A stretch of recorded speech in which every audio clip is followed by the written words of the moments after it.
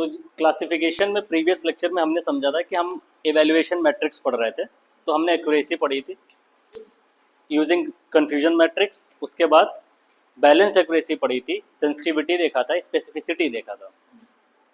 Receiver operating characteristic also known as ROC और AUC, area under curve, ये भी एक तरीके की इवैल्यूएशन मैट्रिक्स है जो कि ये बताने का काम करती है कि आपका मॉडल कैसा परफॉर्म कर रहा है। ठीक है, मॉडल कैसा परफॉर्म कर रहा है। ठीक है, तो हम आज के लेक्चर में यही समझेंगे आरओसी और एयूसी कर्व क्या क्या होता है और उसके बाद में इसका प्रैक्टिकल देखेंगे। ठीक है, कंफ्यूजन मैट्रिक्स क्या थी हमारी? कंफ्यूजन मैट्रिक्स हमें क्या बताती है, अगर एक और याद करो तो it tells about the number, ठीक, कि एक्चुअल में कितने पॉजिटिव को पॉजिटिव बोला, कितने निगेटिव को निगेटिव बोला, और कितने पॉजिटिव को निगेटिव बोल दिया और कितने निगेटिव को पॉजिटिव बोल दिया। ठीक है, सारा कुछ आप कंफ्यूजन मैट्रिक्स के थ्रू देख सकते हो। राइट हैंड साइड में हम क्या रखते हैं? प्रिडिक्टेड वाई कैप, और ऊपर क्या रखते हैं? एक्चुअल वाई, मतलब एक्चुअल में क्या था आउटपुट और आपके मॉडल ने क्या प्रिडिक्ट किया। तो बाइनरी क्लास क्लासिफिकेशन में दो ही आउटपुट हो सकते हैं, 1 एंड 0। तो 1 और 0, और एक्चुअल में भी क्या हो सकता है? 1 और 0।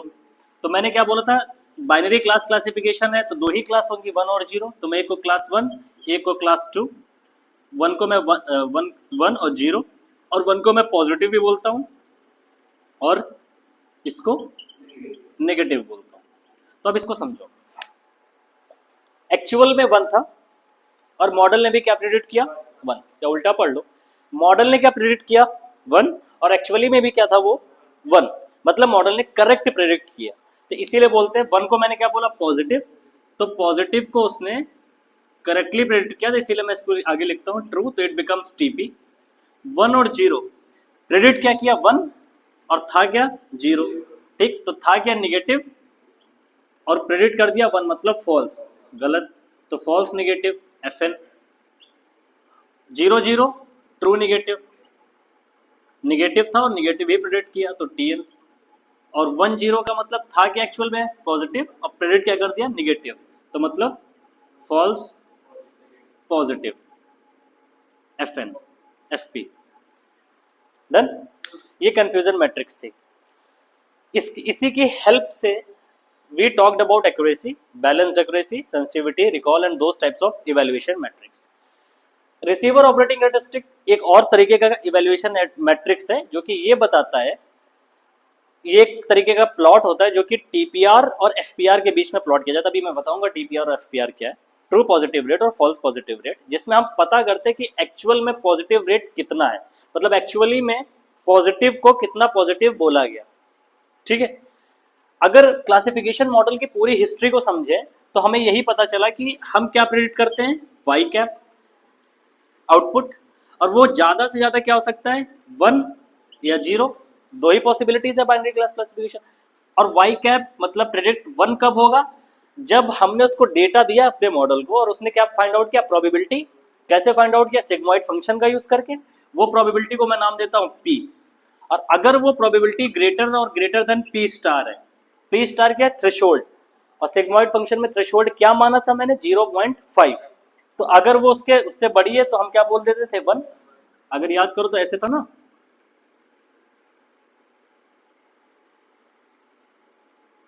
ठीक है, 0.5 ये बाउंड्री बनाई थी 0.5, यहाँ पे 1, ये 0। अगर प्रोबेबिलिटी इसके ऊपर है तो मैंने इसको 1 बोल दिया, फर्स्ट क्लास को बिलोंग करेगा। अगर प्रोबेबिलिटी इसके नीचे है तो 0 क्लास को बिलोंग करेगा। तो और 0 क्लास को कब बिलोंग करेगा? जब probability less than P star होगी, और P स्टार क्या है? 0.5 डिसीजन बाउंड्री। पर याद करो कि पिछले वाली इवैल्यूएशन मैट्रिक्स में ये फिक्स था, हम 0.5 पे ही सारा क्लासिफिकेशन कर रहे थे। आरओसी क्या करता है? आपके थ्रेशोल्ड को या फिर आपके डिसीजन पॉइंट को चेंज करता है और फिर पता करता है कि आपके पॉजिटिव रेट में क्या चेंजेस आए हैं अगर मैं अपने थ्रेशोल्ड को ही बदलूं। तो या तो ये थ्रेशोल्ड क्या है? P स्टार, और P स्टार क्या है? एक प्रोबेबिलिटी है, और प्रोबेबिलिटी की मैक्सिमम वैल्यू 1 और 0 हो सकती है। तो इसको समझते हैं, प्लॉट पहले हम अपनी बाउंड्रीज को, देखो हमें प्लॉट बनाना, तो प्लॉट एक्स और वाई में बनेगा, तो प्लॉट तो तभी बनेगा किसी दो पॉइंट के बीच में बनेगा, मैक्सिमम और मिनिमम। तो पहले वो मैक्सिमम और मिनिमम तो ढूंढ लें क्या होंगे, उसके बाद हम प्लॉट करेंगे। क्लियर? अब मेरा पी स्टार 0.5 और मैं इसको बदलना चाहता हूं, तो पी स्टार थ्रेशोल्ड की मैक्सिमम वैल्यू कितनी हो सकती है? 1। तो मैं 1 की बात करता हूं, when P star equal to 1। Clear? कहने का मतलब क्या है, आपका जो सिग्मोइड फंक्शन था ये 1, यहीं पर आपका थ्रेशोल्ड है। कहां पर? 1 पर। मैं 0.5 को अब थ्रेशोल्ड नहीं ले रहा हूं, अब आपका थ्रेशोल्ड क्या है? 1 ही है, और यहां 0 है। इस केस में एक चीज बताओ, कोई भी वैल्यू आएगी, कितनी भी प्रोबेबिलिटी निकाल लो, मॉडल को कोई भी डेटा पॉइंट दो, प्रोबेबिलिटी दो, 1 से ज्यादा तो दे नहीं सकता, 1 से कम ही देगा, और 1 से कम को क्या मानूंगा मैं? 0। तो कहने का मतलब क्या है कि इस केस में जब थ्रेशोल्ड 1 होगा तो मॉडल कभी पॉजिटिव प्रिडिक्ट करेगा ही नहीं, नेवर एवर। क्योंकि पॉजिटिव प्रिडिक्ट करने के लिए 1 या 1 से ज्यादा होनी चाहिए, लेकिन मॉडल हमेशा आपकी प्रोबेबिलिटी 1 से कम ही देगा, 0.9999 दे देगा, लेकिन 1 से कम देगा, और 1 से कम का मतलब 0। तो इस केस में आप कभी पॉजिटिव पाओगे ही नहीं, ये तो क्लियर। और रिसीवर ऑपरेटिंग कैरेक्टरिस्टिक किसके किसके बीच में ग्राफ बनाते हैं? जैसे मैंने बोला टीपीआर और एफपीआर, जिसका फॉर्मूला अगर क्या होता है टीपीआर का? ट्रू पॉजिटिव रेट, मतलब true positive upon true positive plus false negative. FPR का false positive upon false positive plus true negative, ये फॉर्मूला होता है। अब एक चीज देखो, हमें ग्राफ बनाना टीपीआर और एफपीआर के बीच में, तो हमें यही तो पता करना टीपीआर की मैक्सिमम वैल्यू क्या होगी और एफपीआर की मैक्सिमम वैल्यू क्या होगी, और टीपीआर और एफपीआर की मिनिमम वैल्यू क्या होगी, यही तो पता करना है। तो हम पता किसके लिए कर रहे हैं? पी स्टार इक्वल टू 1 के लिए। तो पी स्टार इक्वल टू 1 कहने का मतलब ये, और हम इतना तो कह ही सकते हैं कि मेरा जो भी मॉडल होगा उसको मैं जो भी इनपुट दूंगा x, उसकी जो भी प्रोबेबिलिटी वो p निकालेगा वो कभी क्या 1 से बड़ी हो सकती है? नेवर एवर, 1 से बड़ी तो होगी नहीं। तो 1 से जब बड़ी नहीं होगी तो वो ये मॉडल हमेशा क्या बोलेगा? ये हमेशा हर डेटा पॉइंट को नेगेटिव बोलेगा। क्लियर है? हर डेटा पॉइंट को नेगेटिव बोलेगा, तो मतलब ये हमेशा क्या प्रेडिक्ट करेगा? नेगेटिव। पॉजिटिव तो करेगा ही नहीं, तो क्या पॉजिटिव का रेट आएगा? आएगा ही नहीं। तो चाहे वो टीपीआर हो चाहे एसपीआर हो, क्योंकि टीपीआर भी क्या पॉजिटिव रेट को बताता है, पॉजिटिव रेट ट्रू का, पॉजिटिव रेट फॉल्स का, लेकिन यहाँ तो पॉजिटिव प्रेडिक्ट ही नहीं करेगा, तो टीपीआर और एसपीआर की वैल्यू क्या हो जाएगी? 0। इस केस में आपका टीपीआर और एफपीआर की वैल्यू हो जाएगी 0। तो आपको टीपीआर और एफपीआर की मिनिमम वैल्यू तो मिल गई 0। अब मैक्सिमम वैल्यू की बात करते हैं, तो मैक्सिमम वैल्यू कब आएगी? जब हम अपने थ्रेशोल्ड को सबसे मिनिमा पे लेके जाएं, मतलब थ्रेशोल्ड को ही 0 बोल दें। वो कहां पर है? यहां पर। अब इस केस में ये तो बताओ कि अगर कोई मॉडल है उसको मैं कोई डेटा दूंगा क्लासिफाई करने को, तो उसकी वैल्यू तो निकालेगा ही, तो वैल्यू हमेशा 0 से बड़ी ही तो निकालेगा।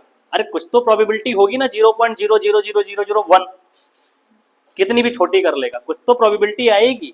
ऐसा तो है नहीं कि प्रोबेबिलिटी आएगी ही नहीं, ठीक। और क्लासिफिकेशन कर रहा तो प्रोबेबिलिटी आएगी जरूर। प्रोबेबिलिटी 0 का मतलब वो चीज है ही नहीं, लेकिन मैं तो दे रहा हूं ना क्लासिफाई करने को, इसका मतलब प्रोबेबिलिटी आएगी। और जब भी प्रोबेबिलिटी आएगी वो प्रोबेबिलिटी हमेशा पी स्टार से बड़ी होगी। पी स्टार आपका क्या है? 0, इससे बड़ी होगी, और अगर इससे बड़ी हुई तो मतलब ऊपर, ऊपर का मतलब वो हमेशा क्या प्रेडिक्ट करेगा? पॉजिटिव, हमेशा। तो इस केस में अगर आपका थ्रेशोल्ड 0 पर है तो आपका मॉडल उसको कुछ भी दो, नेगेटिव दो, पॉजिटिव प्रेडिक्ट करेगा। पॉजिटिव दोगे तो पॉजिटिव प्रेडिक्ट करेगा ही, मतलब उस केस में आपका मॉडल सब कुछ बार बार क्या ही प्रेडिक्ट करेगा? पॉजिटिव। इसका मतलब अभी पॉजिटिव प्रेडिक्ट हो रहा है, तो हमें टीपीआर और एफपीआर देखना पड़ेगा, ठीक। तो इस केस में कुछ भी देने पर सब कुछ पॉजिटिव, मतलब सब कुछ 1, तो टीपीआर और एफपीआर की वैल्यू क्या आएगी? टोटल 1। तो टीपीआर और एफपीआर की वैल्यू 1, क्यों? क्योंकि कुछ भी दे रहा हूं पॉजिटिव, तो ट्रू पॉजिटिव की वैल्यू हमेशा 100% ही आएगी। फॉल्स पॉजिटिव का मतलब होगा पॉजिटिव को निगेटिव प्रेडिक्ट कर दिया, ऐसा हो ही नहीं रहा है, वो हर चीज को पॉजिटिव प्रेडिक्ट कर रहा है, तो इसकी भी तो वैल्यू 1 ही होगी मैक्सिमम, ठीक। तो हमें 2 डेटा पॉइंट मिल गए, बाउंड्रीज मिल गई अपनी प्लॉट करने के लिए, एक मिल गई 1 और एक मिल गई 0, और थ्रेशोल्ड की मैक्सिमम वैल्यू 1 और 0। तो अब हम टीपीआर और एफपीआर के बीच में प्लॉट करेंगे और समझेंगे कि आरओसी कैसे काम करता है और आपको इसमें क्या फाइंड आउट करना है। ये पीछे की मैथ समझ गए एवरीवन? ठीक है, अब हम इसको प्लॉट करते हैं। तो टीपीआर और एफपीआर के बीच के प्लॉट को क्या कहते हैं? ROC, receiver operating characteristic. और जो कर्व बनेगा उसके अंदर का हम एरिया निकालेंगे। जितना ज्यादा एरिया उतना अच्छा मॉडल। वो कैसे अभी समझाता हूं। इतना क्लियर है? इसको हटा दो।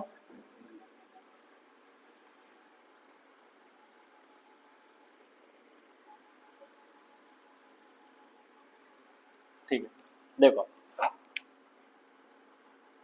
टीपीआर इधर लिख देता हूं मैं, TPR FPR, TP upon TP plus FN, FP upon FP plus TM. ठीक है, तो अभी हमें किसके किसके बीच में प्लॉट बनाना है? टीपीआर और एफपीआर, दोनों की मिनिमम वैल्यू कितनी हो सकती है? 0। एफपीआर की मैक्सिमम वैल्यू कितनी हो सकती है? टीपीआर की भी मैक्सिमम वैल्यू कितनी हो सकती है? 1। तो इन दोनों का जो कॉमन पॉइंट आएगा वो क्या होगा? ये पॉइंट आएगा कुछ 1 1 वाला।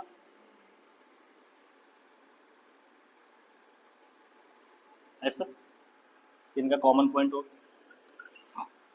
इतना क्लियर? ये जो लाइन बनती है इसको क्या बोलते हैं? Perfect model. मतलब परफेक्ट मॉडल, परफेक्ट मॉडल का मतलब क्या हो गया? टीपीआर की वैल्यू हमेशा क्या है? 1 और एफपीआर की भी वैल्यू हमेशा क्या है? 1। कहने का मतलब मॉडल हमेशा क्या प्रेडिक्ट कर रहा है? 1, मतलब पॉजिटिव। और हम यही पता करना चाहते थे, आरओसी से यही तो पता करना चाहते थे कि कितनी बार ये पॉजिटिव प्रेडिक्ट करेगा। तो दोनों केस में वो क्या प्रेडिक्ट कर रहा है? 1। उसको कुछ भी डेटा दो क्या प्रेडिक्ट करेगा? पॉजिटिव।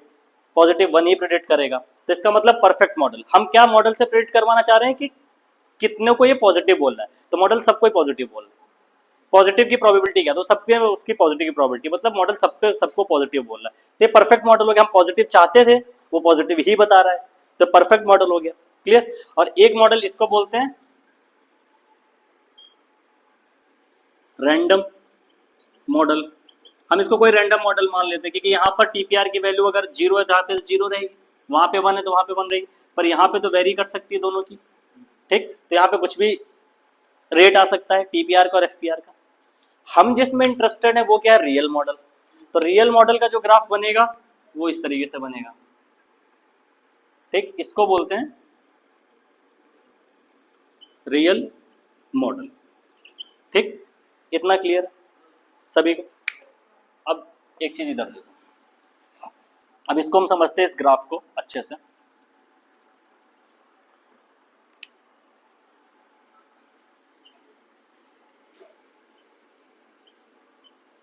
अब इधर देखो, पहले क्या वैल्यू थी? 1 0 1। हम पहला केस लेते हैं परफेक्ट मॉडल। ये परफेक्ट मॉडल है। परफेक्ट मॉडल का हमने आरओसी बना लिया। ये आरओसी परफेक्ट मॉडल का है, ये आरओसी इस मॉडल का है, रैंडम मॉडल का, और ये आरओसी रियल मॉडल का है। अब हम इसके आगे क्या जाना है हमें?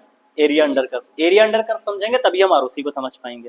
ठीक, आरओसी क्या है कि कितने अच्छे से मॉडल क्लासिफाई कर रहा है, और हम किसके बीच में बना रहे हैं? पॉजिटिव के। तो मतलब कितने अच्छे से मॉडल पॉजिटिव को पॉजिटिव बोल के क्लासिफाई कर रहा है। क्लियर? अब ये उसी की बात करते हैं, एरिया अंडर कर्व। तो इसकी लेंथ कितनी हो गई? 1, चारों तरफ 1, तो स्क्वायर, तो इसका एरिया कितना आया? 1। इसीलिए परफेक्ट मॉडल है कि मतलब सबको ही वो पॉजिटिव क्लासिफाई कर रहा है, तो इसका एरिया 1 आया। और दूसरा हमारा क्या है? रैंडम 0 1। रैंडम कैसे है? इस तरीके से, ये रैंडम है, तो इसका एरिया कितना है? 0.5, हाफ बेस इनटू हाइट 0.5।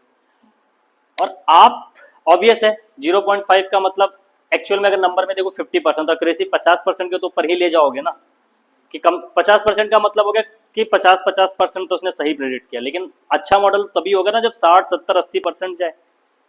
इसीलिए ये ग्राफ नीचे को तो नहीं बनेगा। पहला क्वेश्चन तुमने नहीं पूछा, ये ऊपर को ही क्यों बनाया? नीचे को भी तो ऐसे बना सकते थे। नीचे को बनाने का मतलब ये जो कर्व बनता, इसके अंदर का एरिया निकालते, वो हमेशा 0.5 से कम होता, तो मतलब और पॉजिटिव को उसने कम पॉजिटिव को पॉजिटिव बोला, मान लो 0.3 आया तो एक्यूरेसी एक तरीके से मैं बोला एक्यूरेसी 30%, तो नीचे जाने पे तो घट रहा है ना, हमें नीचे नहीं जाना, हमें तो ऊपर जाना है। अभी समझ में आया कि नीचे क्यों नहीं बना है, हमें ऊपर जाना है, तो हम ऊपर जा रहे हैं।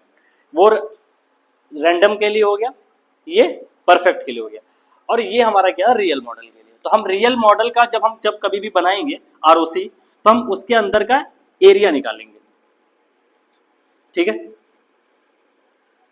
और हम चाहते क्या है, परफेक्ट के पास पहुंचना, तो हमारा एरिया परफेक्ट मॉडल का एरिया 1 है, और हमारे हमारे रियल मॉडल का जो एरिया होगा वो जितना 1 के करीब होगा उतना बेटर होगा। इसीलिए बहुत इस तरीके से बनेंगे।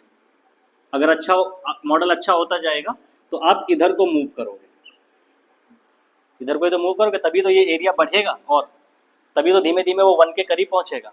तो ये आपका एक तरीके का इवैल्यूएशन मैट्रिक्स है। तो इससे क्या समझ में आया कि आरओसी आप जैसे सिर्फ पॉजिटिव रेट के लिए निकाल सकते हो, वैसे आप निगेटिव रेट के लिए भी निकाल सकते हो। पॉजिटिव रेट में आपने ये समझा कि कितने पॉजिटिव सैंपल्स थे एक्चुअल में, और मॉडल ने उनको पॉजिटिव ही प्रेडिक्ट किया। तो परफेक्ट मॉडल तभी होगा कि 50 अगर हमारे पास पॉजिटिव सैंपल्स थे और 50 को ही उसने पॉजिटिव प्रेडिक्ट किया, तो परफेक्ट मॉडल है, कोई गलती ही नहीं हुई, तो उसका एरिया तो बनाना ही है।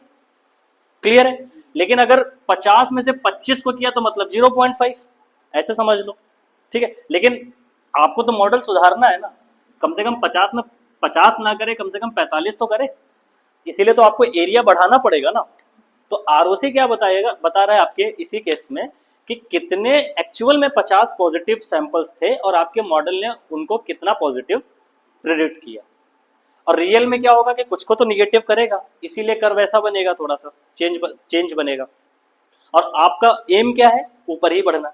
तो आप क्या करोगे, जब भी क्लासिफिकेशन प्रोजेक्ट करोगे, मान लो एप्पल वर्सेस ऑरेंज कर रहे हो, या हैंड रिटन डिजिट क्लासिफिकेशन कर रहे हो, ये कॉमन प्रोजेक्ट्स हैं जो सबसे पहले लोग करते हैं, वरना किडनी डिसीज का भी कर सकते हो, ट्यूमर का भी कर सकते हो, ठीक है, और बैंक का भी कर सकते हो, सैलरी क्रेडिटेड और नॉट क्रेडिटेड का कर सकते हो, स्पैम का कर सकते हो, फ्रॉड नॉट फ्रॉड का कर सकते हो, मतलब बहुत सारे तुम्हें डेटा सेट कैगल पे मिल जाएगा, तुम किसी का भी करो। समझ में आया? तुम्हें क्या करना है, डेटा सेट लेना है, पहले चेक कर लेना, सबसे पहला पॉइंट बैलेंस डेटा सेट है कि इम्बैलेंस डेटा सेट है। क्लियर। मॉडल लेके आए तो डेटा लेके आए, उसमें आपका डेटा कैसा दिखेगा क्लासिफिकेशन में, इधर डेटा पॉइंट्स होंगे x1 x2 फीचर्स, और इधर आपका क्या होगा टारगेट लेवल। टारगेट लेवल में 2 होंगे, 01 होगा, मतलब ये डेटा हो है तो ये 0। अब मैं 0 को अगर मैं बोल रहा हूँ स्पैम, तो 1 क्या होगा नॉट स्पैम, और उन दोनों के बीच में क्लासीफाई करना।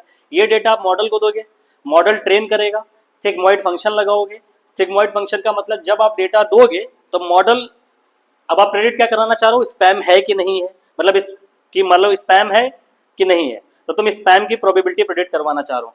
तो अगर उसने प्रोबेबिलिटी स्पैम को मैंने 1 बोला तो तुम 1 की प्रोबेबिलिटी प्रेडिक्ट करवाना चाह रहे हो, और उसने वैल्यू दी 0.7, डिसीजन बाउंड्री क्या है 0.5, तो मतलब 0.7 0.5 के ऊपर है, मतलब उसने भी 1 बोला, मतलब स्पैम है, तो मतलब करेक्ट प्रेडिक्ट किया है। तो उस हिसाब से आप सबसे फिर क्या करोगे, ट्रेन करने के बाद, प्रेडिक्ट करने के बाद कंफ्यूजन मैट्रिक्स बनाओगे। कंफ्यूजन मैट्रिक्स किसकी बनती है, ट्रेनिंग डेटा सेट पे, प्रेडिक्शन पे थोड़ी बनाओगे। ट्रेनिंग जिस पर ट्रेन किया है उसमें अच्छे से सीखा कि नहीं सीखा, यही देखने के लिए तुम उस पर बनाओगे ना कंफ्यूजन मैट्रिक्स। तो you will make confusion matrix on training data set, then you will find out the accuracy and balanced accuracy and those things. After that you can go with the ROC curve. ROC curve को भी plot करके आप evaluation matrix calculate करते हो। तो different types of evaluation metrics होती है, अभी और भी है। We come to know about accuracy, TPR, FPR, type 1 error, type 2 error, sensitivity, specificity, recall, and 2 factors are more are there, precision और F1 score, harmonic mean of recall and precision. ठीक है, we will see that in next class. तो I hope आपको ये समझ में आ गया होगा कि क्लासिफिकेशन मैट्रिक्स की पूरी इवैल्यूएशन मैट्रिक्स, क्लासिफिकेशन प्रोजेक्ट की पूरी इवैल्यूएशन मैट्रिक्स। अब आप कौन सी लगाना चाह रहे हो वो आप पे डिपेंड करता है। आप नॉर्मल एक्यूरेसी भी, बैलेंस्ड एक्यूरेसी से भी काम कर सकते हो, और आरओसी भी से काम कर सकते हो। ROC will be better, people use to find out the ROC. ROC curve बनाते हैं तो क्या होता है कि ग्राफ में चीजें अच्छी दिखती हैं, देख के ही बता दोगे एरिया 1 के करीब है, मतलब मॉडल अच्छा है। ठीक है, और उसमें नंबर प्रेडिक्ट करवाना पड़ता है 80%, 50%, 70%, that type of you have to do that. ठीक, थैंक यू। हाँ।